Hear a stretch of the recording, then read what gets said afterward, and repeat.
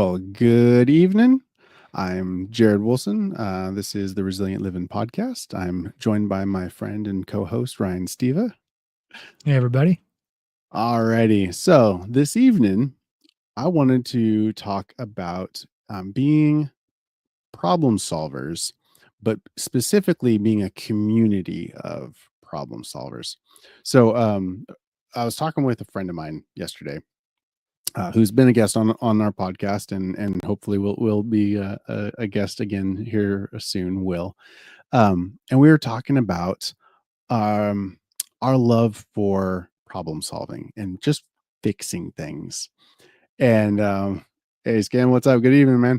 Um, and um, and I was thinking about that because Ryan and I we've talked about almost ad nauseum about our approach to how we fix things and how we do this, and but I kind of took a step back and went, okay, but why do we fix things like this, and why is this, and I started asking lots of these questions. So it kind of evolved in my brain about, it's like, I really want to talk about this on our podcast, because this is something that I think that we as a community, especially in like the homesteading, self-reliant mindset people, we are already problem solvers inherently. Like, you're not going to succeed very long on a homestead without having problem solving skills.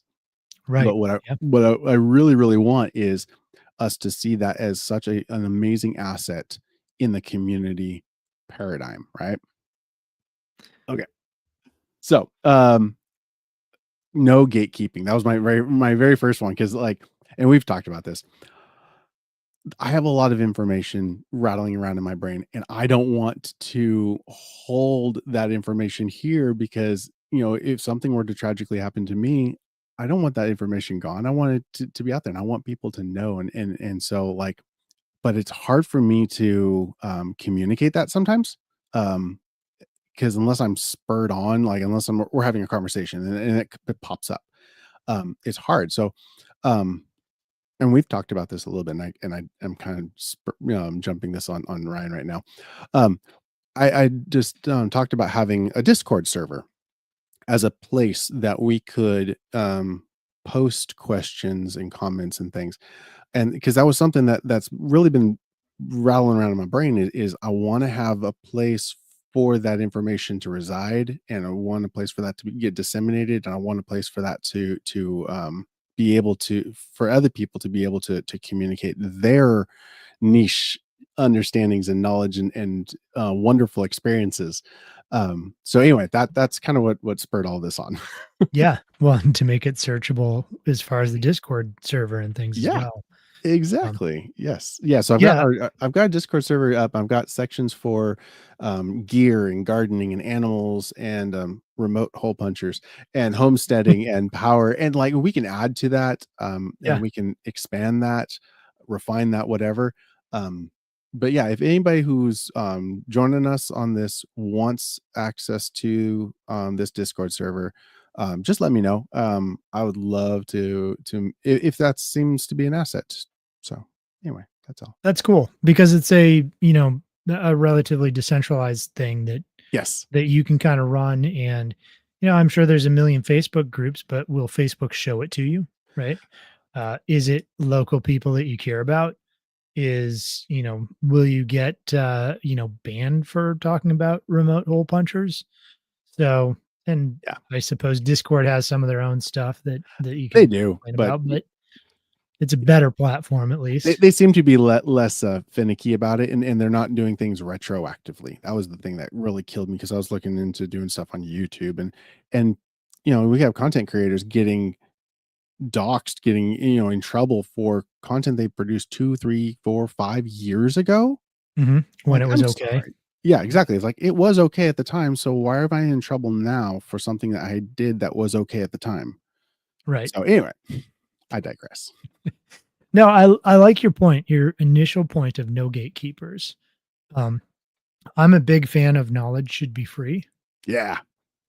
Sure, you can charge for your time, for your, in that sense, you can charge for your wisdom and your knowledge. Yeah, and But we'll actually get to that in further in is because, um, you know, you are worth your expertise, Mhm. when I hire you, I know that I'm hiring more than just somebody who to give me an answer. You're going to give me knowledge. You're going to give me experience behind all of that, and that's really kind of the culmination of all of this of being a community of problem solvers is we're bringing more to the table than just an answer. right. A great example of that is I was talking with a client yesterday who's wanting to put in an off-grid plumbing system. Okay. And we are talking about, the pros and cons of a Yeah. couple of different options. And in kind of general thinking, you would think an option where it's as off grid as possible is, kind of like, you've got a water tank and you can kind of use gravity feed. It's going to be the best option. But if you don't have a plumber locally who can work on that and you're not somebody who understands that system, then Sure. a more traditional well system with the pump creating pressure and you having a pressure tank and things that's kind of traditional, it's still off grid, it's still running off of solar, but it doesn't sound as sexy to those who are off grid minded until you Yeah, yeah. realize that, oh, it's a lot more tried and true, a lot more proven, um, at least in a given circumstance. And Yeah. so being able to come in with like, I didn't just say go with this option, not that option. It was, okay, well, let's talk it through. Here's why, and why I think it would be better to go with kind of the more traditional plumbing system or plumbing solution than the kind of prep or off grid type solution that we're kicking around as well. Sure. Um, so that knowledge that here's why is so important as opposed to just do this thing. Yeah. Well, and that's like when I was talking to Will, he was in doing an evaluation for a couple. They wanted to do a remodel on their house, and it was a stick frame house, and they wanted to punch out a wall. He's like, "Well, hold on.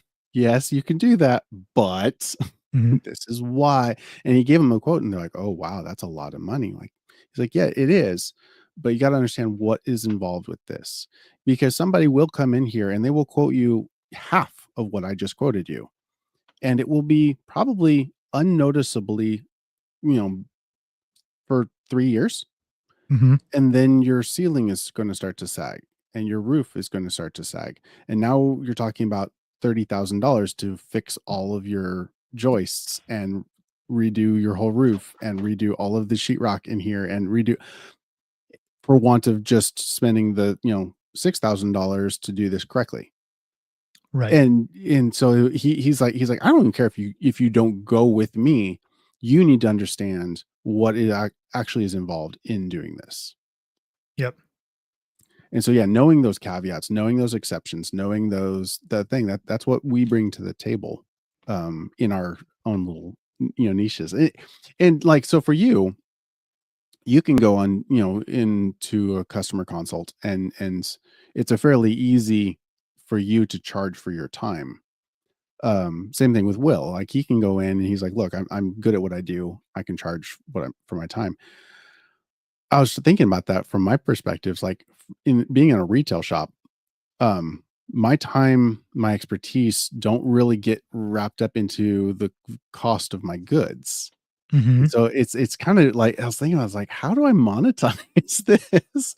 And I was like, I don't know that there really is, but I don't want that to hold me back from giving away that information, you know? Yeah, I think, there can be, but it's gonna be subtle and you have to build it over time Yeah, as opposed to, I'm gonna, put 20% markup, additional markup on my sure. goods, and you could just get them on Amazon, so it's almost like, what do they say? Like Best Buy has become the physical storefront for people to Yeah. try things they're gonna buy on Amazon. Yes, right.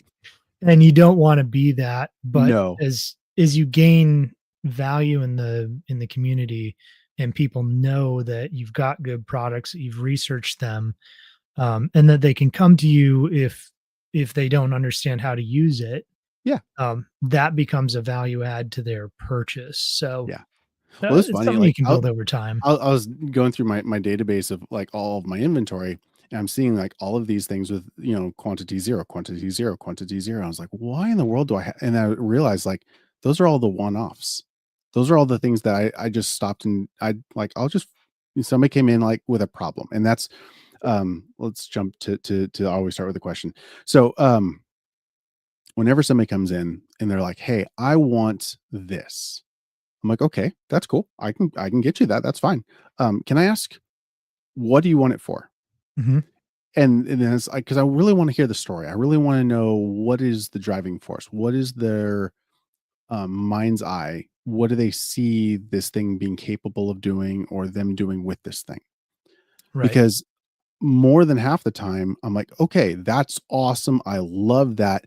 That product probably is not actually going to do that for you as well as you Mhm. think it's going to do. Um, what I had a guy come in, he had seen somebody running um night vision on one eye, thermals on the other, and he thought that's the coolest thing in the world. I'm like, you're absolutely right. It's really cool for the less than 10% of people who can actually do that. Most people's brains can't converge differential images together. Um, so it's if you are one of those people, right on, dude, let's do this. I can get you set up, no problem. But what if you're not one of those people? What if, Right. you're one of the 90% that aren't? Let's look at some other options here. Yep. And so Hey, like good I had evening. Hey, hey good evening, bro. Rocky Pines. How you doing, man? So Yeah, I'm go I'm like ahead. so I'm looking at all these one-offs things and like because and then that's it. It's asking the question. And that's one of the things I really want to encourage everybody who's listening to this is ask the question. So when somebody comes to you and has an idea or a thought, or you come across somebody who's done something, um, m- my knee jerk reaction can be rather accusatory. I could go in like, "Why'd you do it that way?" Mhm. Where, and this is something I've been trying to teach my What were kids. you thinking? Yeah, right. And trying to relearn myself is going in and actually asking the question, "Oh, that's really interesting. Why did you choose to do it that way?" Because I don't know. There could be an actual totally legitimate reason that I'm completely unaware of that they are, and that Mhm. there was a really good reason that they did that. Maybe it's just that they prioritize some things over others that I don't, and that's fine too. Um, but maybe they didn't know something that I know. And having approached it from that perspective sets us both up um, in such a better way to have a good conversation where we both can benefit because I get to Yeah. learn their perspective and they get to learn my knowledge. Yeah. Those questions are so important because you yourself or the person you're talking to, either of you or both of you could be missing, for example, the nomenclature to explain the thing that you wanna do, right? Sure. Um, a simple example of this would be, um, I put out a video on stone wall or stone lines, Yeah. which are a specific type of retaining wall. Like it's for a specific purpose and things, right? And I've Yeah. whined about this before. So, but people will like comment, well, that's just a retaining wall. It's nothing special. And it's like, well, yes, but it's a, kind of like a golden retriever is that's just a Just dog. a dog. Yeah. Um, Right. so when you don't have, when you don't ask questions, you don't get to that point of like a shared nomenclature or a shared understanding of why something was done, and asking a honest question with a kind tone saying, Yes. okay, that's cool, like what was the thought process Yeah. that got I you really here, want to like, understand. yeah. And I can't do a consultation for somebody without having them fill out a questionnaire. Mm-hmm. Like, I send a 12 or 13 questionnaire Yeah. I remember. because I have to have that filled out. I need to know what your goals are. Yeah. If I don't know what you're going for, and some of the questions are leading, some of them are kind of open-ended, it kind of pushes and pulls people to think about what are they actually wanting to do, um, and then explain it a little bit. And until I hear somebody's saying what they want, I'm not gonna give them a recommendation because I don't that recommendation could be totally miss the point. Well, yeah, and say, and that's why like I include priorities in there because I may have the same knowledge base as you, but because I prioritize something completely differently than you do, Mhm. that's going to completely change my approach to my solution for whatever issue I'm at versus what you would come up with to solve that exact same problem. Yeah. Or taking it back to permaculture design or designing your homestead. uh, Um, I'm pretty meat centric, right? Oh Like yeah, right, I'm gonna eat more eggs, I'm gonna eat more high fat dairy or quality meats that I produce to the extent that I can. sure, Whereas I was at a client's house today helping them get some things done. They're very vegetable centric. And okay, it's not that they're opposed to meats, but that's their primary food source is high quality vegetables from their land. okay, That's a totally different setup, and yep, it's not that one is right and one is wrong. Um, it's more that you need to know when you're dealing with somebody where their viewpoint is from. So, yeah, yes. yep, Yes, and it's and that's where being a community of problem solvers comes into play because everybody is going to have those opportunities. Everybody's going to have those conversations, whether it's explaining your homestead to somebody else or asking about their homestead or whatever aspect of their life. We're going to have those opportunities to either edify and equip or tear down and so really we would need to be very conscientious of how we convey that and I'm horrible at this I have been told and Rocky I'm going to use your I your like it. RBV. it is a thing. RBV is a thing and I have been told that I can be, harsh in the way that I, convey things, especially when I'm passionate about something. It's Um, called direct, Jared. I there we go. That's my good, Yeah. the spin on it. Um, but that isn't always the most beneficial, especially like when dealing with my kids. That's not the beneficial way. That's not a way, an encouraging way. And I don't want to encourage them to be like me in that. I want them to be better than me. And so I want to encourage them to ask questions and to do it in a um, information seeking perspective, not a I'm going to tell you how you're doing it wrong, which is usually my approach. Is I'm smarter than you, and you need to shut up and listen. Yep.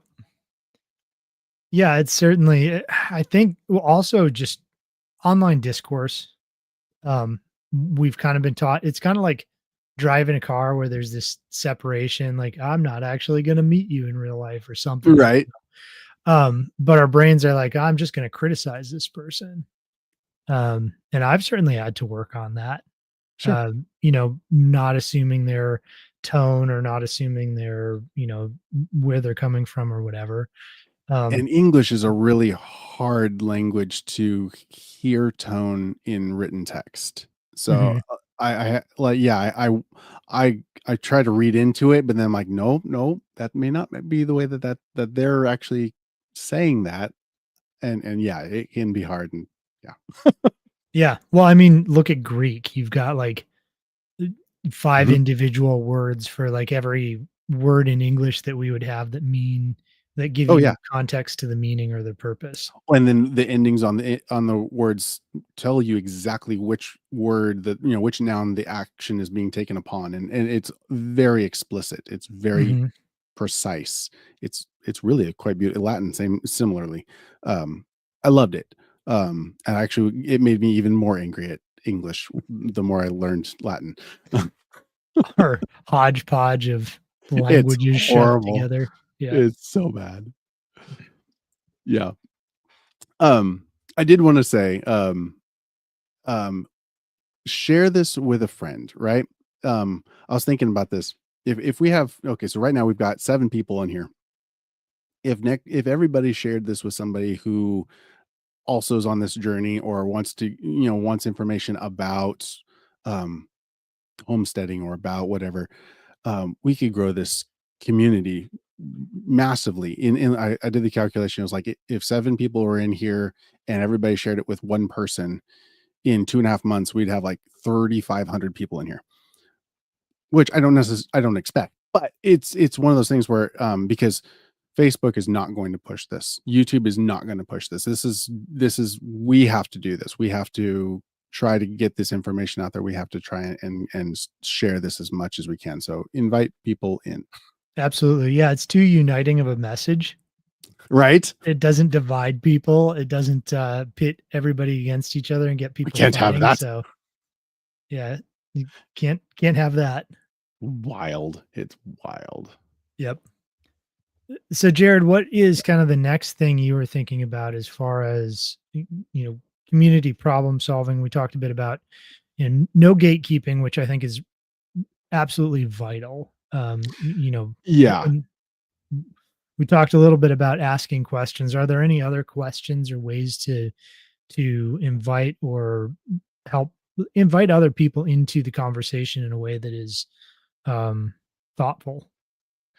Well, sure. Like so something that I could hear this quote in the back of my head was, and it ended up being, it was Socrates. I know that I know nothing, and that was really kind of the crux of that whole position where we have to put ourselves in, where I can't come into this in an arrogant way, and I need to be able to talk to somebody and hear them, not just talk to them to talk to them. Because that's something I especially like you mentioned with the internet. Um, we don't seem willing to listen. We just seem to be waiting for the break so that we can talk. Hmm. Um, and I guess I think that's from the internet, because you don't have to really wait, because you can just type into the chat, or you can just comment on the thread, or you can just you just can just insert whatever.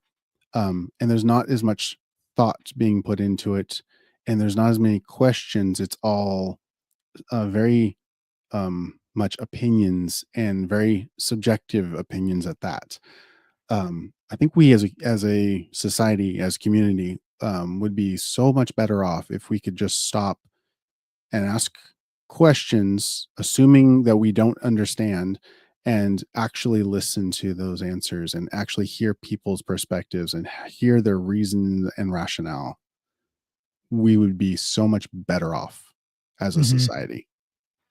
Yeah. And you know, we have all these mental illnesses cropping up, and so much of it is, I think, a disconnect from community Yeah, that causes various forms of psychosis. But then, yeah. we talk about just eating better and how, and there's actually a lot of information out now that things like ketogenic diets, that a huge number of people who are schizophrenic have seen basically full reversal from Gut changing biome, diet. and the impact on your brain and brain function, and all your system, your nervous system, is very much understood. And Mhm. yeah, we really need to prioritize. Well, okay, so in the healthcare industry, um they would do things called poop transplants, right? Yep. And there were some wild um effects from some of these plants. So they I was at this one hospital, and they had this gal, and she was morbidly obese. She was very large, and she had developed an infection that required a transplant. So they had cleaned her bowels, and they gave her this transplant, right? She started losing weight like crazy.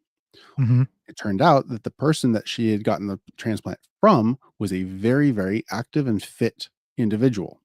And I went, "I wonder if that's, related. That's interesting." So, there was another hospital. So this study went out, and because they asked the question, and this other hospital was like, "Ha, funny story. We had the exact opposite thing happen. We had a very fit, like marathon runner, active individual, same kind of thing, get the transplant from not morbidly obese, but very, overweight individual. Mhm. She couldn't stop putting on weight. Like, it didn't matter what she did. She didn't change the way she ate. She didn't change the way she worked out. She didn't change anything. The only thing that really changed was her gut biome, Mhm. and it fundamentally altered her entire metabolic rate, her fat stores, everything changed. It's like, yeah, Yeah. no, this is real. Well, it's actually it's very provable and quite easily provable in many respects, but um our body is more cells of these Other things than biosis. us. Yeah. Yes. So the dysbiosis of the gut, of the skin, of various parts of the body become so much more meaningful than you would ever think. Like um these are cellular symbiotes that Mm, are, they're symbiotic with us, and if you get them off balance, or you get the bad symbiotes that are wreaking havoc and pushing your body to, basically what they'll do is they'll cause reactions within your body where you think you should be eating things that you shouldn't be eating, because that's sure. what the At dysbiosis once. thrives Yeah. on. Yeah. um so yeah, the fecal transplants are a really interesting concept. And our obsession with antibiotics, Oh, um, yes. We've the caused so thought, many problems with those silly things.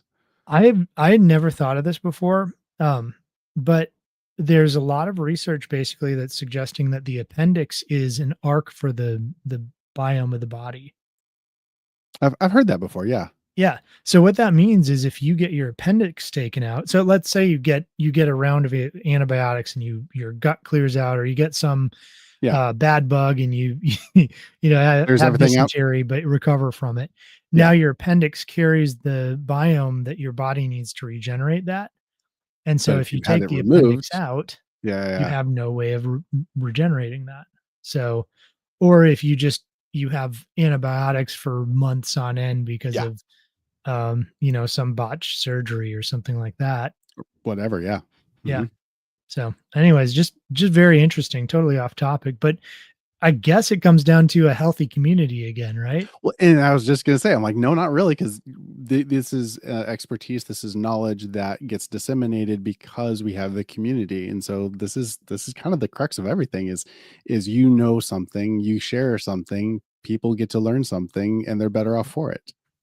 By the way, for those who are watching, you're part of our community, It's right? exactly. And so we want to have people from our community on. We've done a few interviews with some really amazing people who, Yes. for us, live locally, but actually, Vic from Rocky Pines does not Oh, live locally anymore. He used to. well, he Um, can come visit, just saying. yeah. But if you're out there and you're like, I do something different, or I have some niche expertise or something like that, come on. We had Nicole Sauce come on and talk about raising sheep and Yeah. what she's learned about raising sheep. We had Um, Stacy on talking about living off grid. yep, absolutely. So, We had Elliot on talking about physical fitness and physical readiness. yep. Um, so everybody's got something that's worth sharing, and And we that's want to give a that's a really platform. important thing that everybody who's listening needs to understand is, um, you actually are a better asset than you think you are. You actually know more than you think you do. Imposter syndrome is real, but don't let that stop you. Yeah. You may not be an expert on something. That's fine. You still have something to contribute to the conversation. You have a perspective. You have experiences that are really valuable because no, it may not match what I'm going through, but it can match what somebody else is going through to a T. And so your Mhm. little niche understanding of whatever subject can help somebody. And that's where having something that lives ad infinitum, like having the Discord server, could be really beneficial where we can search and we can go find, hey, has anyone else had, this specific type of worm on their sheep? Or has anyone had, this issue when they're growing this specific food in this, area? We can speak into each other's lives. I will never know that much about animal husbandry or plants. That's just not the way my brain works, and that's fine. I want to be able to lean on Ryan or other people that do know those things. And it's like that way I don't have to keep track of that because that's the other thing that um, the lone wolf mindset where I can just amass all of the information, all of the resources, and I'll be fine all by myself. It's not a life worth living. I mean, really, it's not. No. And, as you were talking, I was thinking about, Foxfire books, the Yeah, series.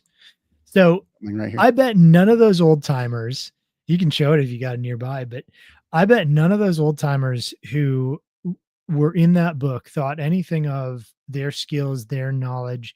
They're probably sitting around on their porch whittling, thinking, "Yeah, there you go, Foxfire 3. Nice."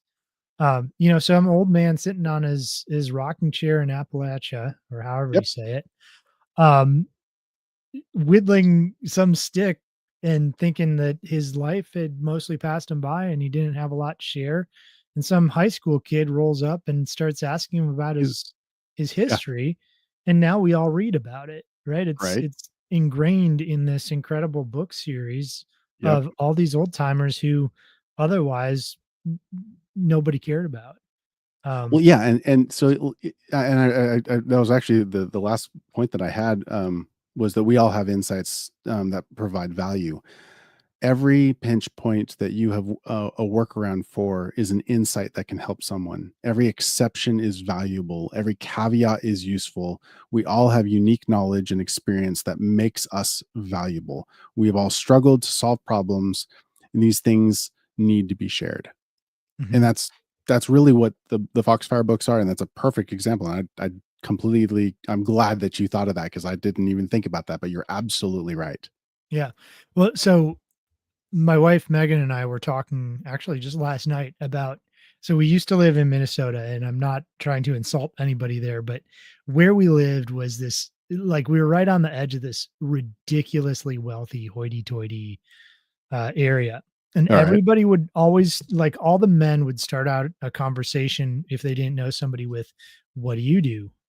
As in, like, "What do you do for work? Let me judge and see if Yeah, you have sure. value, Value. like, Yeah, if I can, do business with you, if you have some value to me, and that's why I'm asking." sure. Whereas, like, if like, I ask that question of people, but it's like, okay, so what, like, 1, what do you do for work? And then 2, what do you love and enjoy doing? Yeah. And my point in that is like, I wanna know about them, and oftentimes in the things that people think are really mundane, there's, like, really interesting nuggets Oh, yeah. in what they're doing.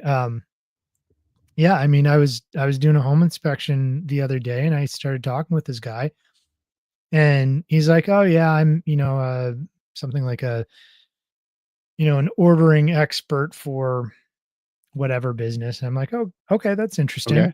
Yeah. Not what I would normally think of, but it turns out he not only orders, but he, like, runs projects to build out hydroponic systems, like large scale hydroponic systems. No kidding. Yeah, and I'm Oh, like, that's "Oh, that's wild. really cool." Yeah. And I was like, Tell me "Tomorrow I'm about that. helping somebody set up a hydroponic system in their garage." So I'd love to see one of these. So, his when he gets this newest one here in Tennessee set up, he's gonna call me and I can go do a tour of their big hydroponic system. Oh, what an So, awesome yeah, exactly, yeah. and just and being willing to have that conversation, listening, intentionally, was my wife calls it, active listening. Mhm. Um, like, I'm not trying to do it manipulative, I'm not trying to do it so that I can, degrade you, I'm trying to know you, Right.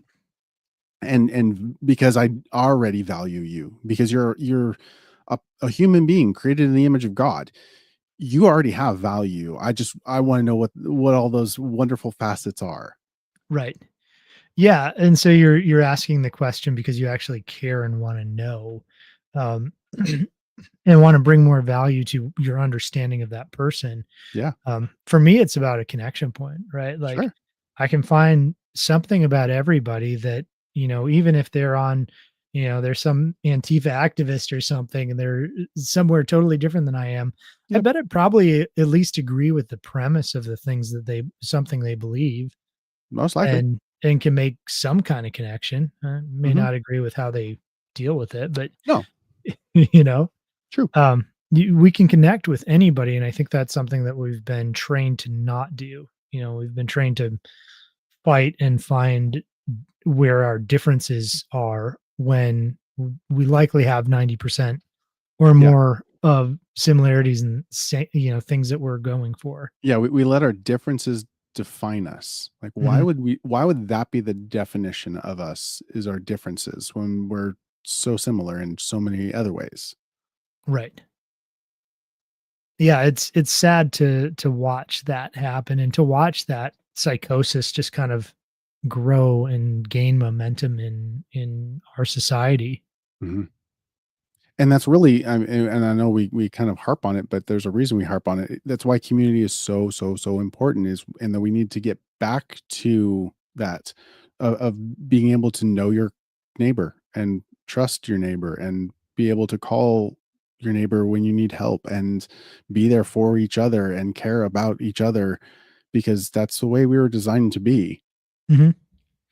Yeah, I've harped on this before too, but church, modern Yep. church, Yeah. and how, like, Jesus set up his church to be, you know, a handful of people that we could actually know their names, that we could actually, actually spend time with, break bread with, Yes. understand. And there's a place for corporate worship that might be a larger gathering, Mhm. kind of like the synagogue was for the early Christians. Yeah. But the day to day we should be doing together, Right. and it's like the Bible has all the answers for the things that we're Almost. struggling from. Yeah, Yeah, because it was a completely decentralized system. right. It was But just you and your friends. mhm. But here's the thing, like, I say that because I believe it, Yeah. but if you don't believe it, I don't have to dislike you. We can get No. along great. Yeah. Yeah, I can complete I'm on staff at my church. Like, I go to a box church. It's Mhm. 4 walls and a roof and all that stuff. And, but at the same time, I value that above anything else. It's great. We have an amazing resource in the ability to have a place that we can gather, that we can publicly worship, that I broadcast our services live every week. We get to minister to people. Mhm. It's a great resource. Um, it can get in the way. It can Right. get in the way so badly, and it can become so misunderstood that, "Oh, that's church." No, that's the and you that the you're Right. we're the church. That's just a building, and it's a good resource, but it's just that. It's only that. Don't let it become more than that. Right. Yep, absolutely.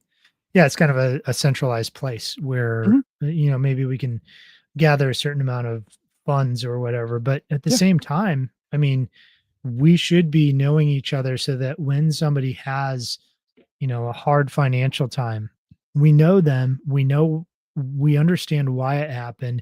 We understand that, like, we can actually help them out of it, yeah, and we can pool our resources, rather than we've got some giant, whether it's church, whether it's the state, we've yeah, got some giant structure over us, and they decide for whatever reason, who gets what, rather than us determining, where help is truly needed, right. and having a relationship where we can start to help others in that too.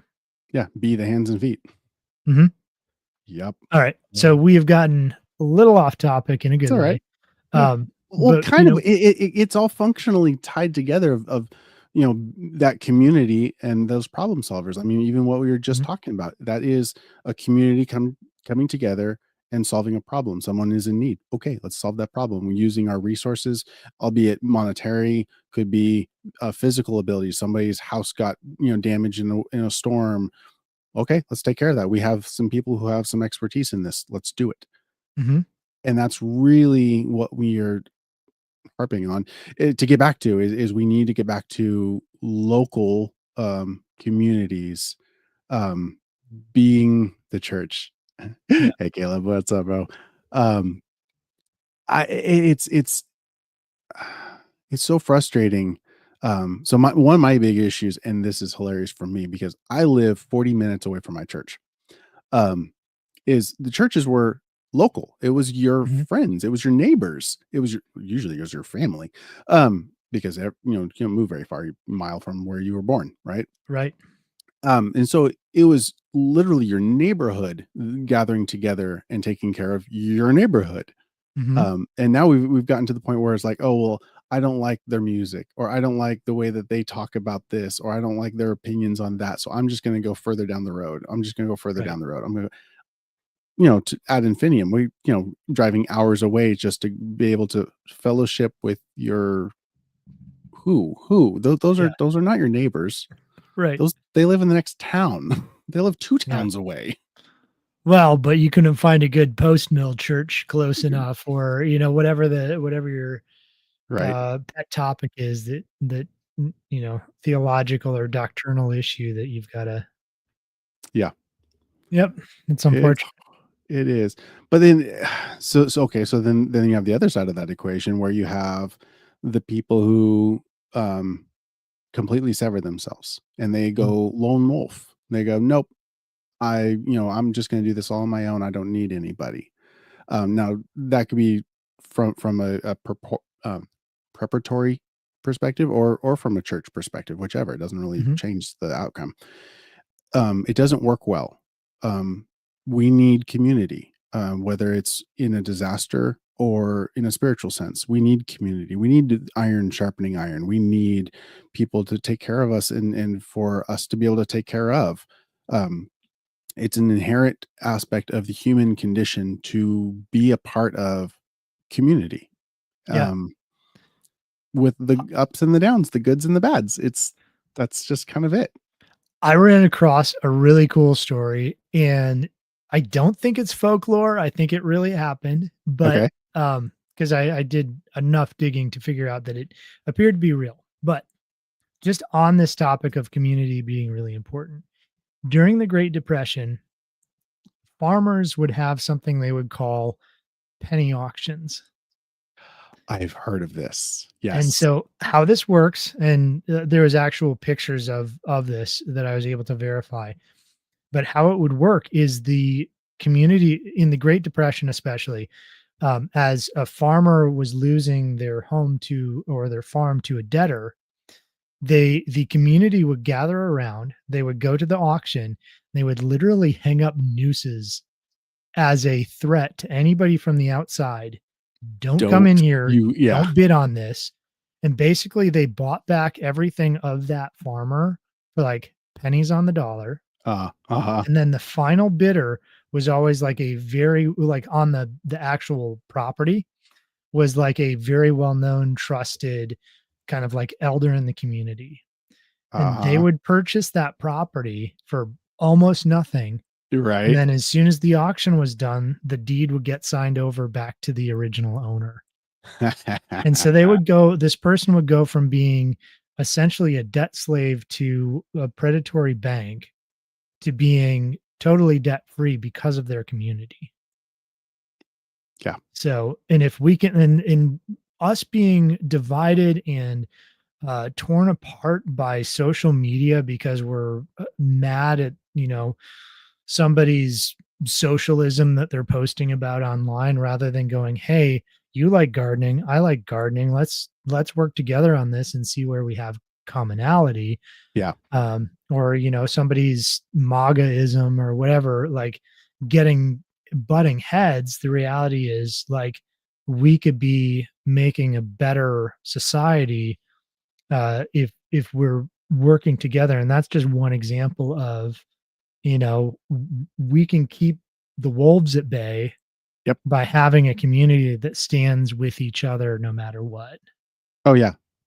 Oh, absolutely. Because there what are you gonna do against us at that point? Like, what power do you have over me if I can stand with my community? Like, you can't touch me. Mhm. Because, then that's a perfect example, like, the community gathering together to take care of somebody's debt, and there was a, fairly sizable sized church. Um, they bought all of the medical debt for their community and paid Wow. it off, all of it. It was Wow. millions of dollars of debt. They negotiated it down to tens of thousands of dollars because that's typically how that works, and they just paid it Right. off. Like, nope, it's all gone. Yeah. That's awesome.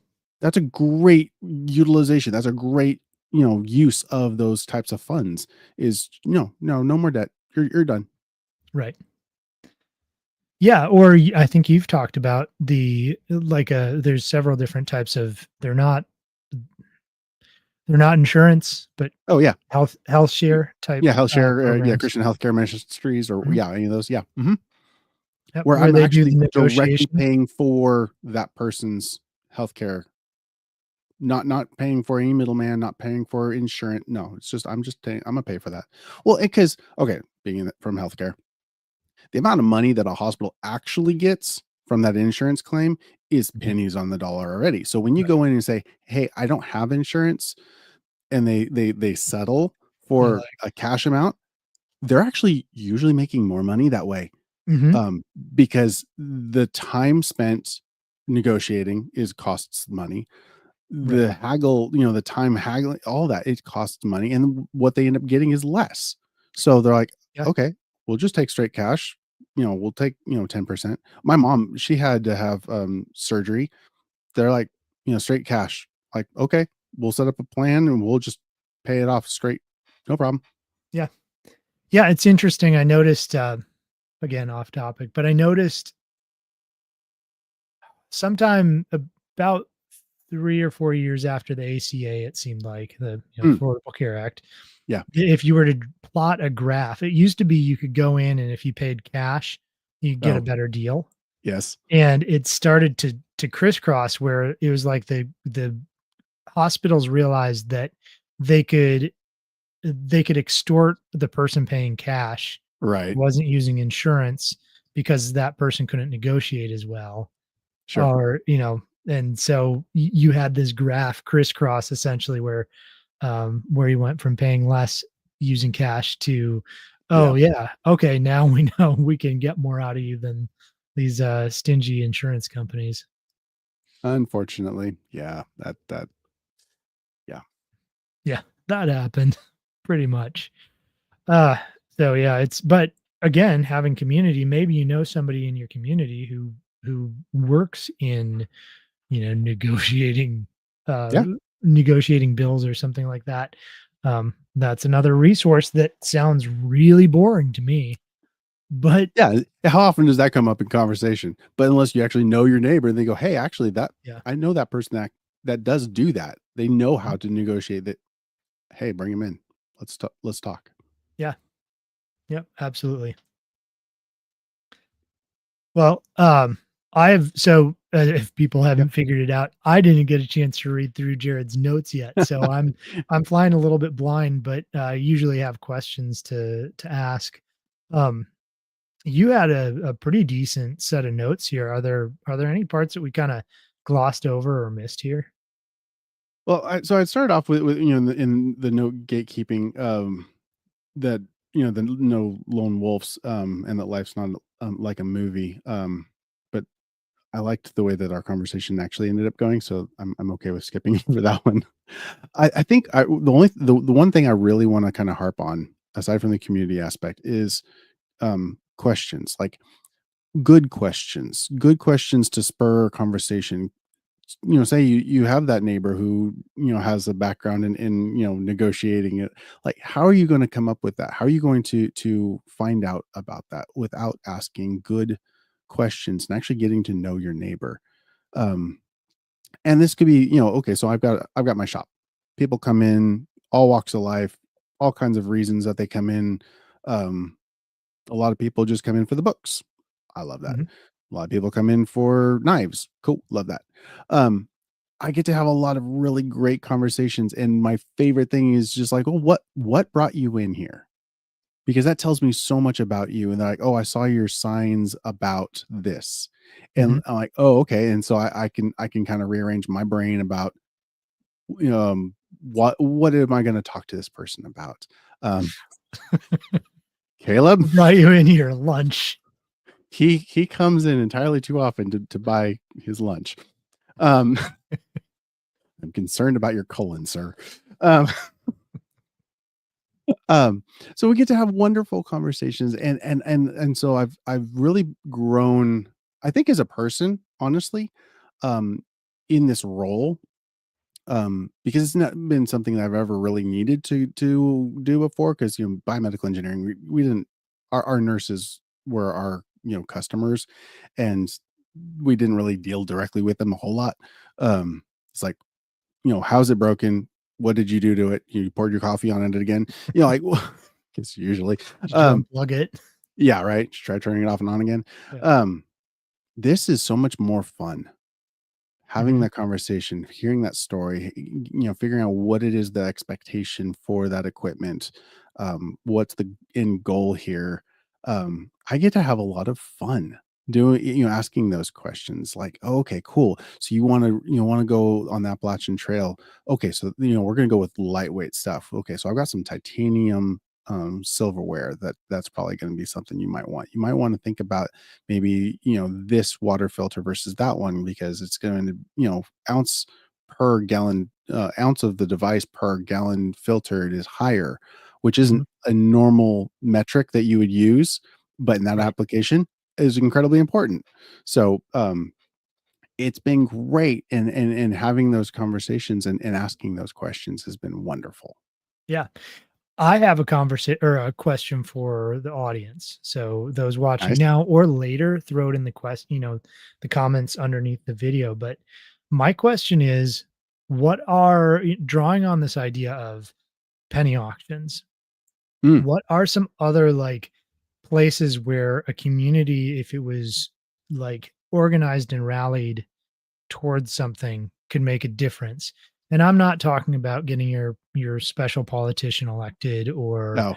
Yeah, no. something like that. What I mean is in your community for a person or for several people, if you could actually get people to just work together, what are some of the big problems that we could overcome? Or what are some examples that you've seen that might be similar to that, that just as examples that we can maybe draw on and then use our conscience or collective consciousness of the group of people to think about how can we modify those ideas to fit some other purpose, or use that as a springboard to think about what other things could we be doing. Okay. So Andre has education.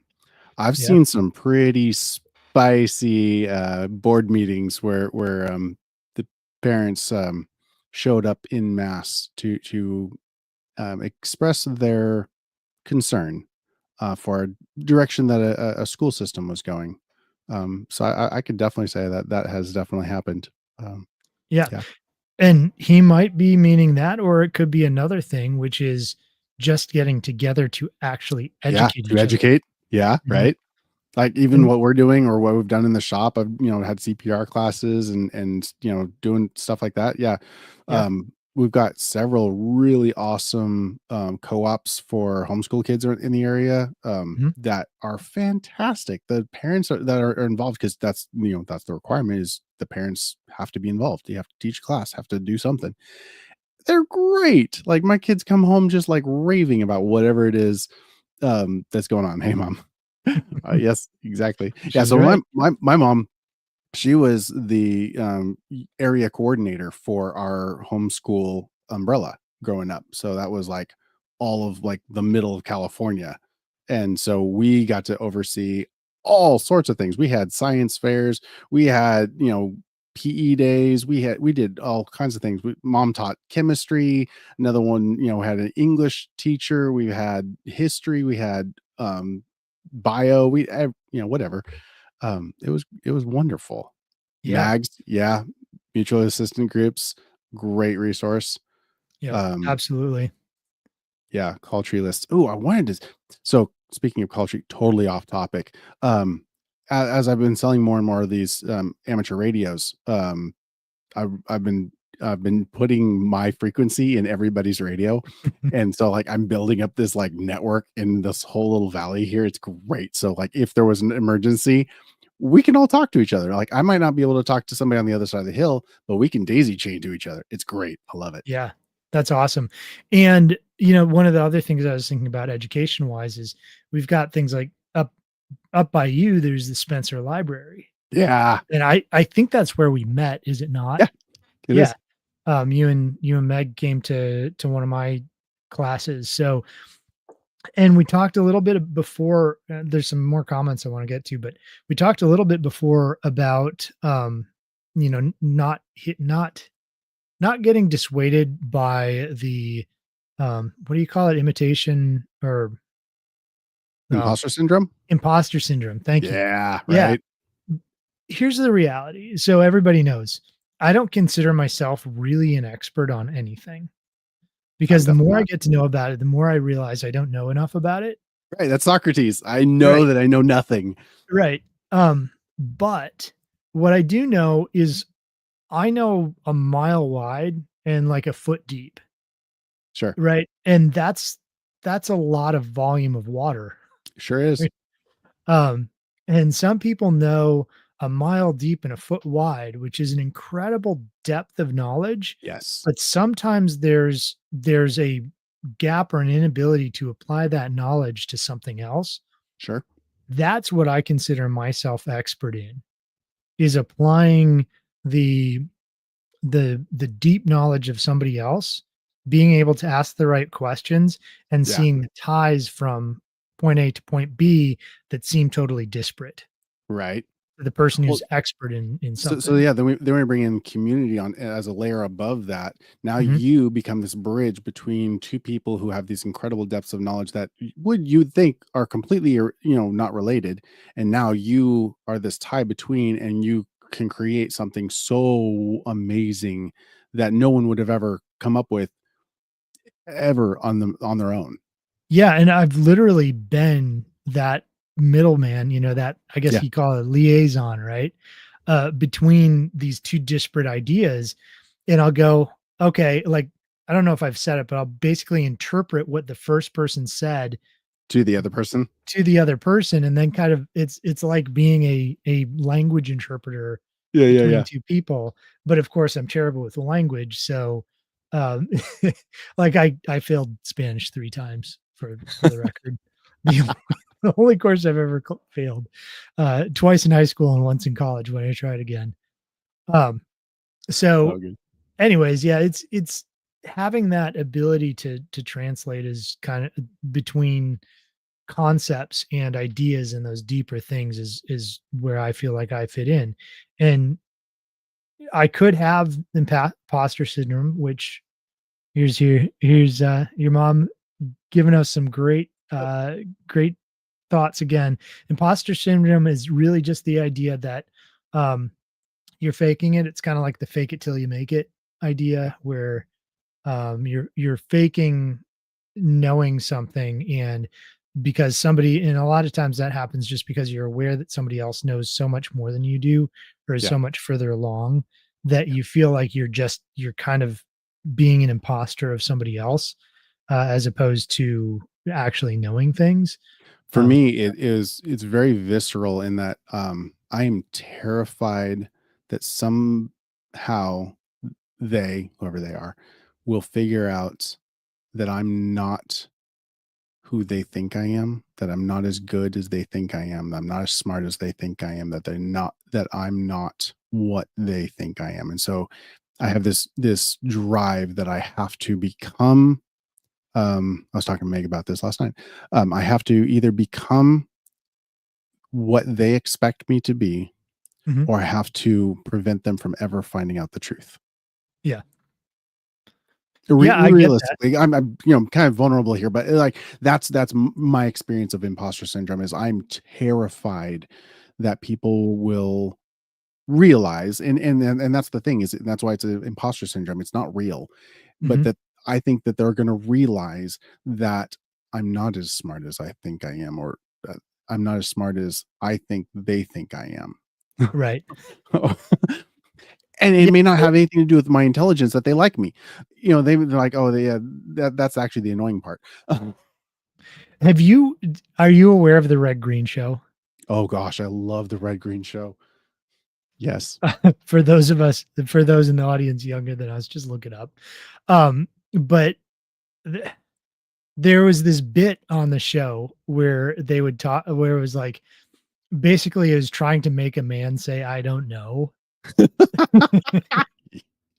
Yes. And so these guys would be on the show, it would be a panel of guys. And I don't remember exactly how it went, but it was basically the idea was ask them questions that they couldn't possibly know, but they would never They say, I come up don't with know. every possible, yeah, answer that they could aside from I don't know. Right. I think it's just in general, it's a guy thing.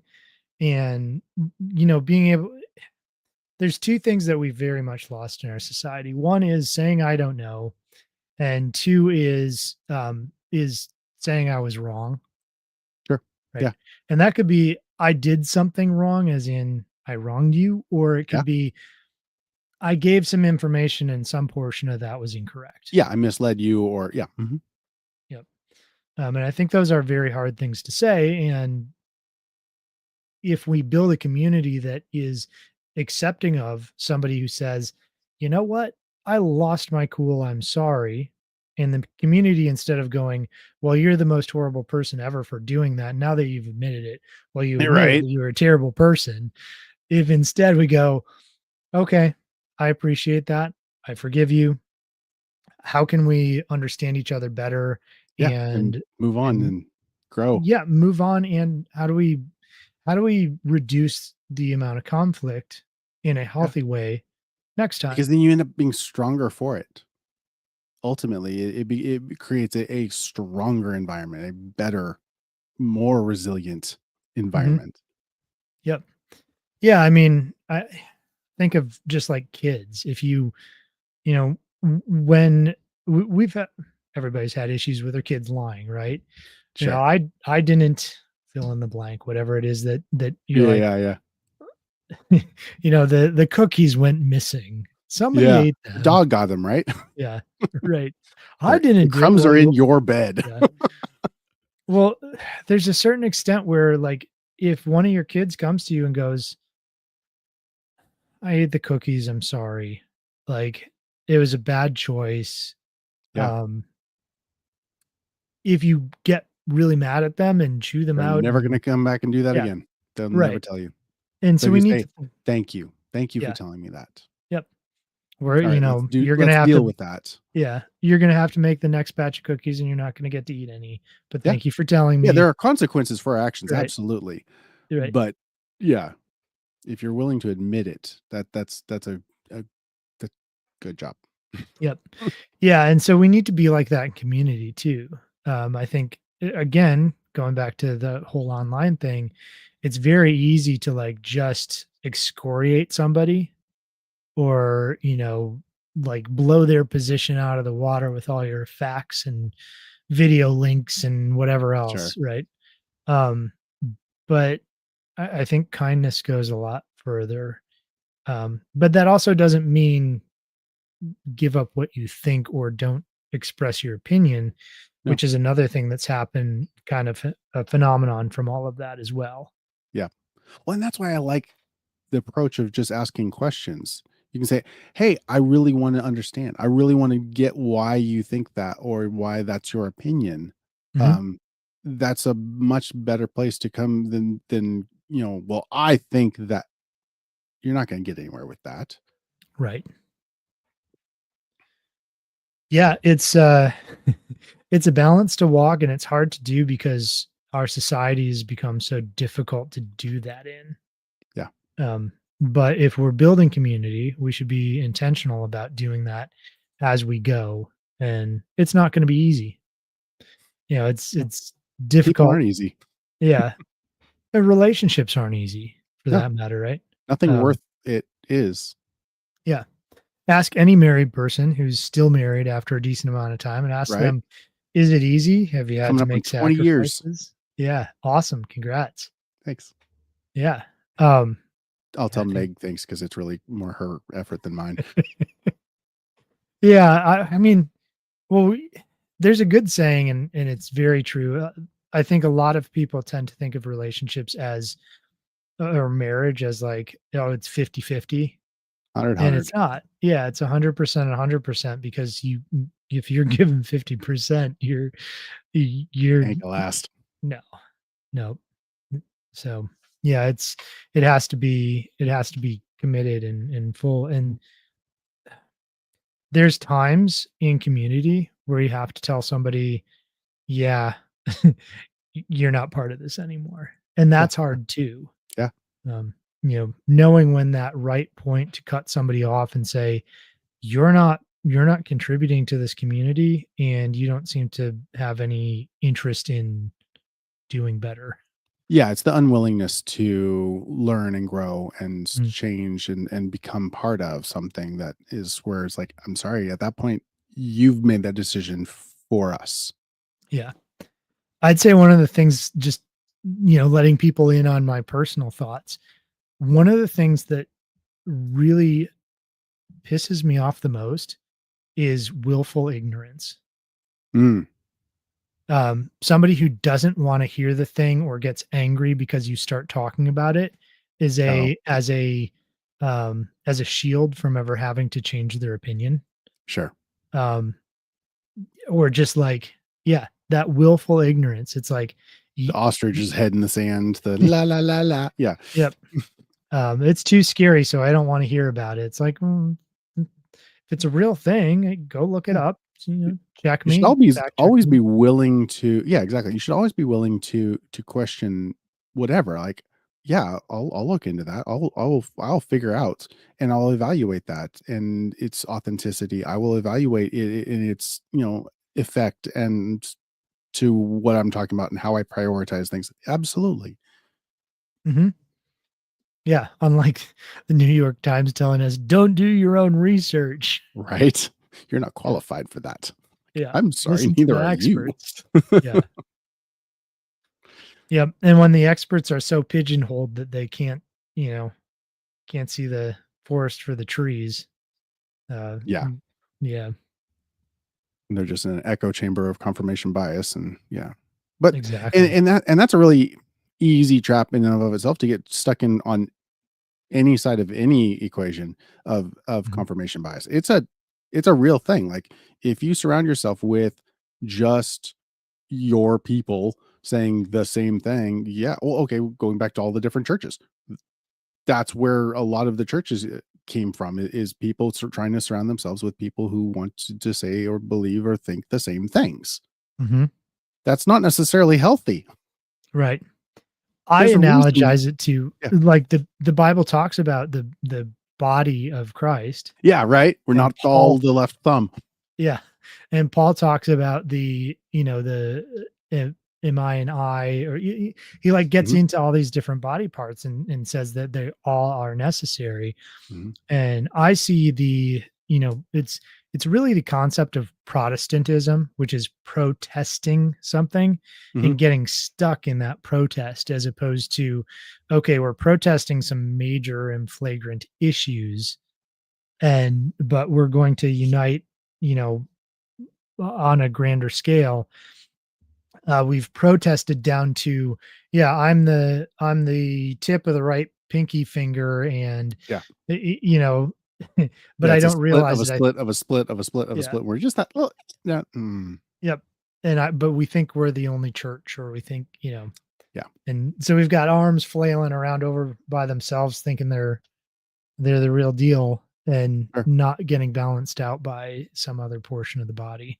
Yeah, which usually, I mean, I've kinda come to this point where I see insecurity as Mhm, being the center of all of that. When I'm so insecure about that I have to have the truth, what I believe is being true, that I have to surround myself with that echo chamber, with other people who agree with me. God didn't create, you know, us all to think the same way. It's not that's not the way he works. He likes diversity right. in thought and application. He is true, absolute, unequivocal. Our understanding of him can wildly vary. Yeah. Um, so my analogy for this, I have no, if somebody really likes doing political cartoons or whatever, hit me up. But imagine do you know what Plato's cave is? The Yeah, concept? Okay. yeah, I'm gonna explain it so that people can, if they don't know it, they can understand it. But Plato had supposedly, at least, had this yeah. concept of, consciousness, and what if, like, what people thought was reality was essentially shadow puppets on the wall of a cave, and all they had to do was get up and walk out of the cave to see real reality, Right. but they were pacified by these puppet shows put on by somebody else that they didn't even know existed, essentially. Hmm. Well, I've come up with what I describe as Plato's couch, Okay. and it's, the those who run society essentially have created two couches. So imagine two couches, Okay. and between the couches, right behind them, is a shadow, like something that you could cast a shadow with, Okay. right? Let's imagine that something is a cylinder, Okay. and you set it up so if you shine the light one direction, it Okay. casts a circle on the wall. Circle. And the You other way, shine it's the cast light a the other square, direction. Yeah, a square or a rectangle. rectangle. Yeah, yeah, yeah. Sure. And you've got these two people sitting on Plato's couch, Yep. looking at each other going, "You idiot. Can't That's you a see? circle. It's a circle. Can't Yeah. you see that is a circle? That is not a square. It is not a rectangle. You're a Right. complete buffoon." And the other person, of course, saying the other, "It's a square. How can you not? It's got four corners, Yeah. 90-degree angles. Yep. Like, how is this not a square? Equal Right. sides." And then somebody comes along behind or, walks in front of this and goes, "Hey guys, um, the shape you're arguing over is actually a cylinder." You're like, wait, And what? and the people on the couch go, collectively get upset with each other and go, "You idiot. You conspiracy theorist. How could Right. you possibly think what Yeah. like shapes are not three-dimensional? What is a third dimension?" Right? Sure. And I think that's what our society's become. Yeah. We're arguing over, is it a square or is it a circle? And it's like, well, it's kind of both, but it's neither. Yeah. And I'm not a conspiracy theorist for thinking so. I'm, first of all, a conspiracy hypothesis because that's the correct term. That is true.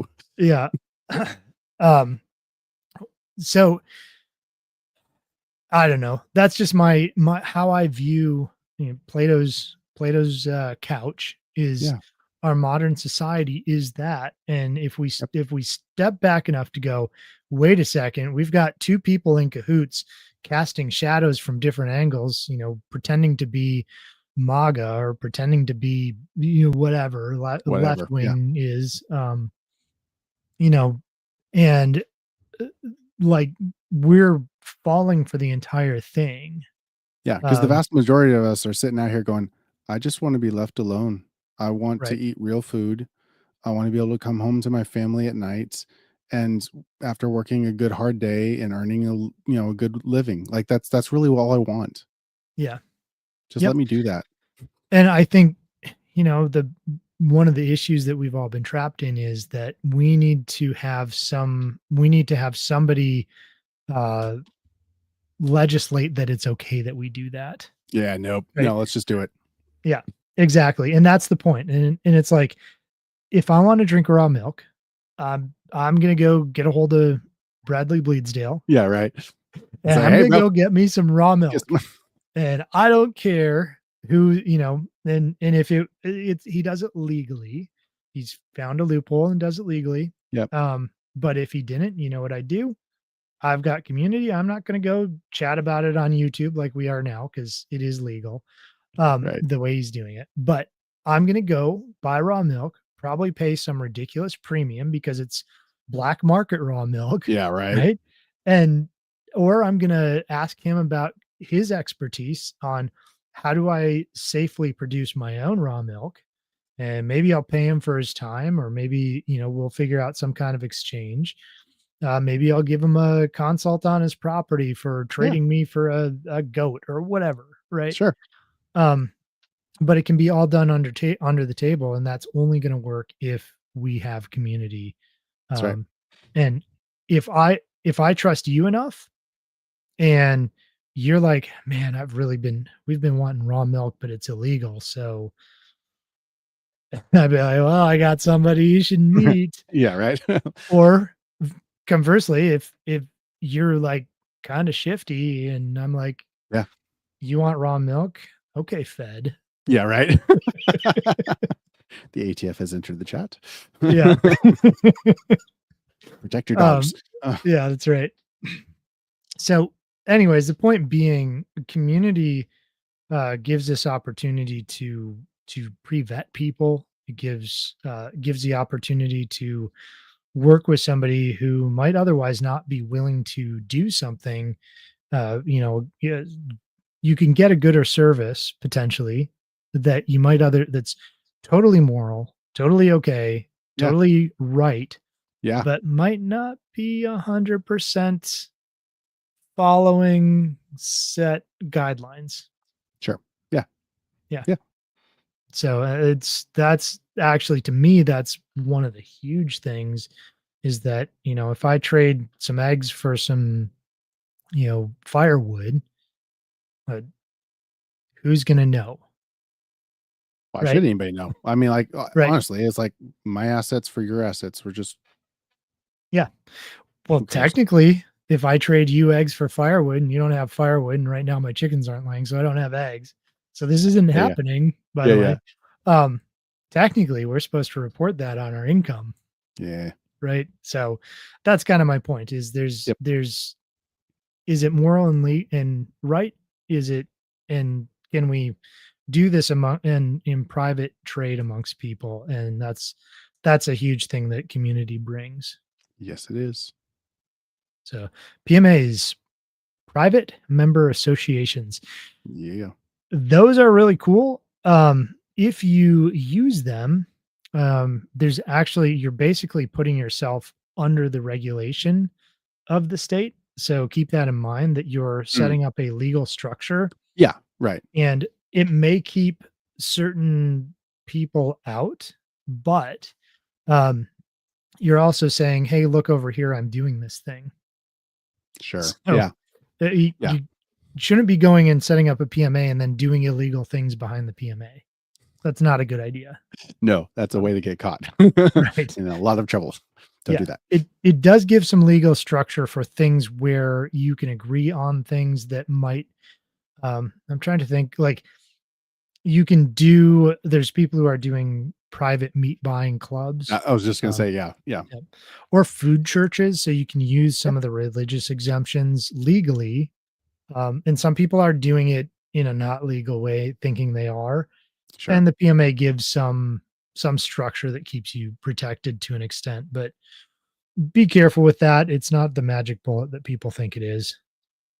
And that's what's so frustrating is there's so many potential magic bullet kind of solutions. It's like, oh, cool, that will do it.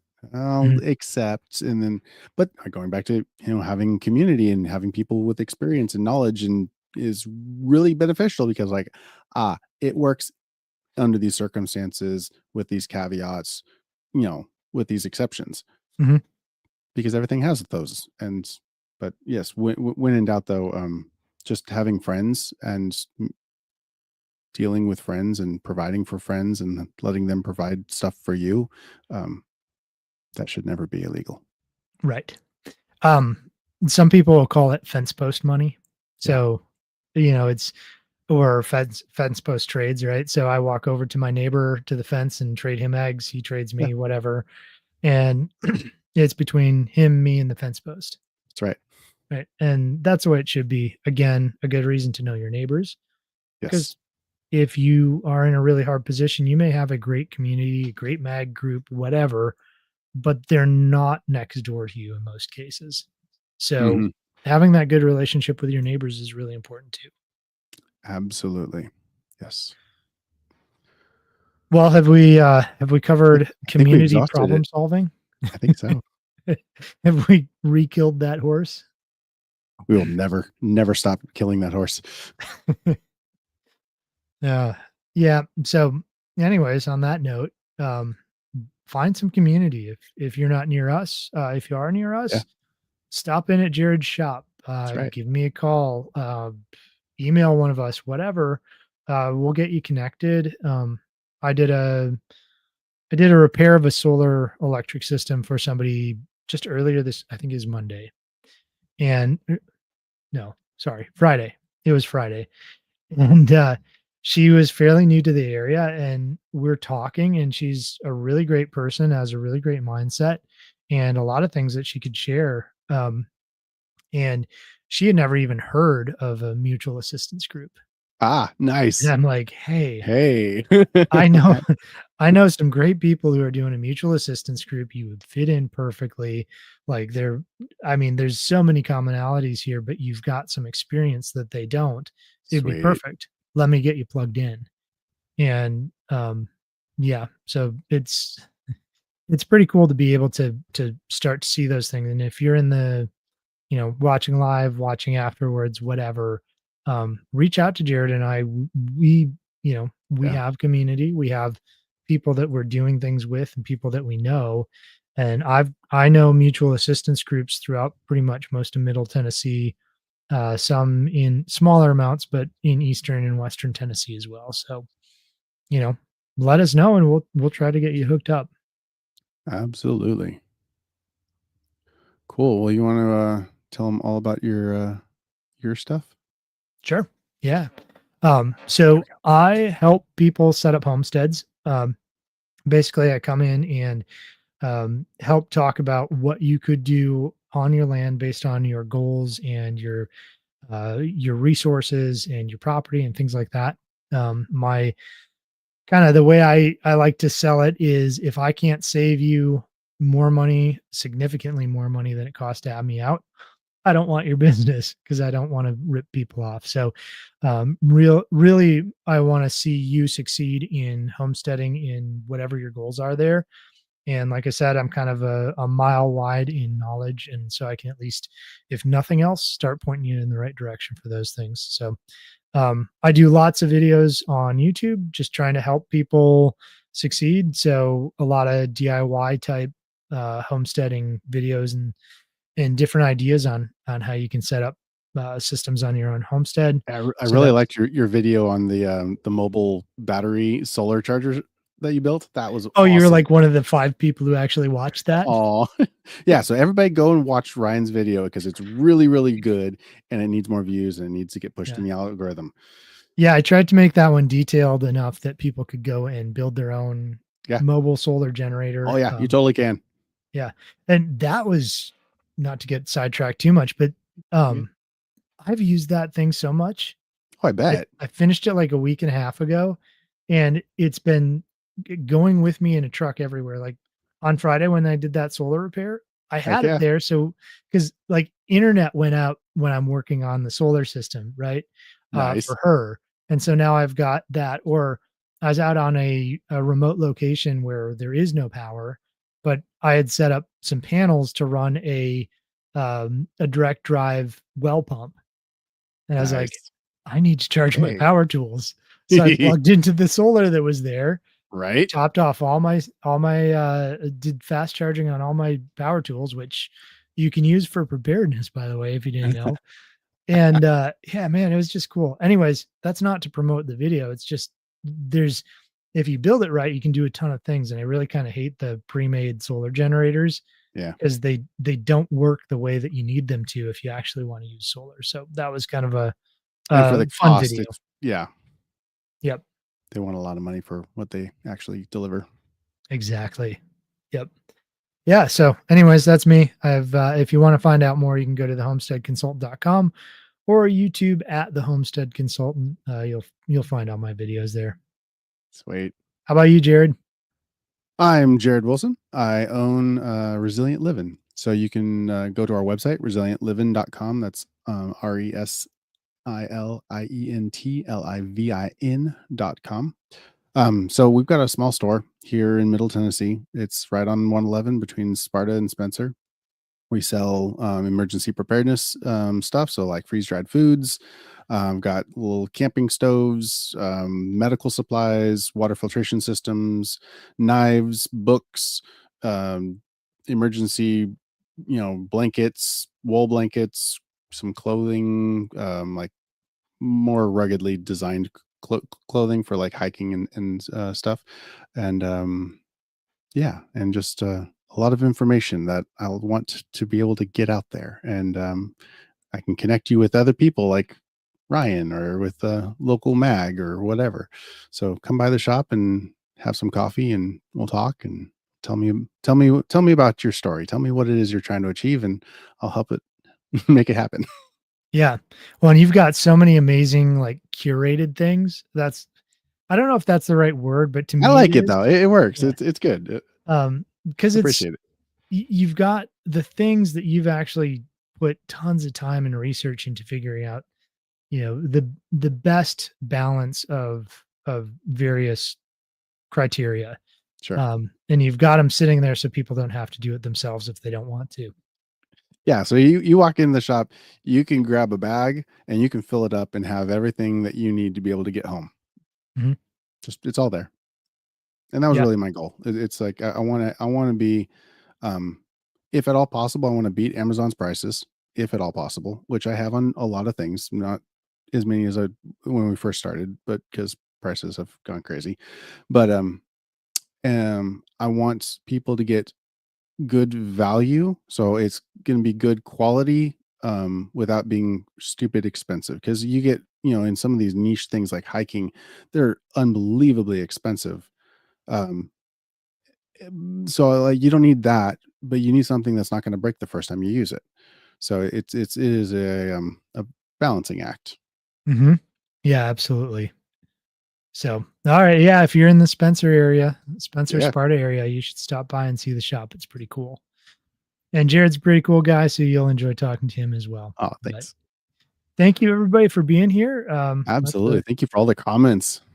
Yeah, lots of people keeping up. We weren't even able to show all of them, so I know, right? that's pretty cool. All right, everybody, have a good night. All right. See ya.